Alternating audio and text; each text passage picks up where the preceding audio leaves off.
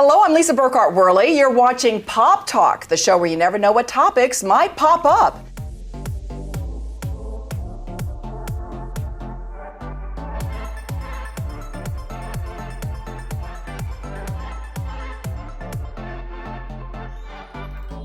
I interviewed you a few years ago on a different show and of course remembered you, and I thought you'd be a great topic for Pop Talk. And it's a different topic because you never know what topics are going to pop up. And such an important subject that a lot of people don't even want to talk about it. They're afraid to talk about this with anyone, or they hide it. Sometimes it's a big secret that people hide.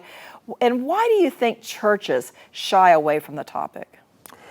In my 40 years of speaking to women and men and teenagers and families, I typically, as I counsel with them, I always ask them at some point, how about if you tell your pastor or your priest about this? And every single time they've told me, you've got to be kidding. I would never tell my pastor or priest about this kind of stuff. They would just yell at me.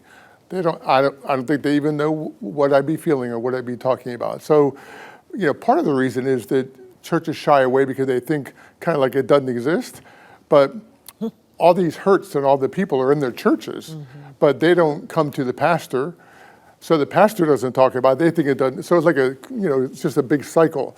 Oh my gosh, I just can't even imagine the pressure that you went through, not only from just in 3 years, at 15, having to deal with all the tragedy and challenges that you faced then, and then, going through all of this at 18, and then additional pressure being put on you to have children and being able to face that tragedy. You lost a baby. And can you share, a little bit about that story and that time? Yes, I had a very hard time getting pregnant. It was not an easy thing. I had actually fertility issues, and I had to go through a lot of tests and a lot of treatment, which they were very exhausting, very painful, and it was not easy. Finally, I get pregnant, and due to the malpractice of a student practitioner, the assistant of the doctor, they caused me to start bleeding. He didn't really know what he was doing. I didn't know that he was just a practitioner. He was just finishing, about to become a doctor.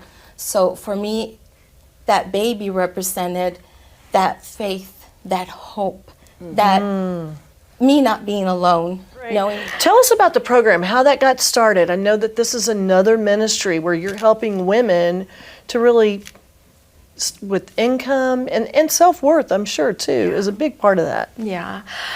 We started the social enterprise, so to speak, in Guatemala and in New Mexico. And we knew we wanted women here to have the opportunity to earn extra income.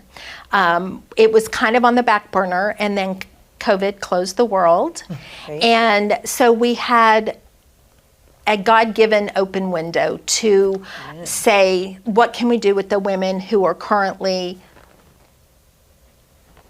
not making ends meet. All right. And we want you to reach out to us here at Pearls of Promise Ministries. You can email us at info@pearlsofpromiseministries.com. Like us on Facebook. Follow us on Twitter at Pop Talk Media. We're also on Instagram at Pop_Ministries.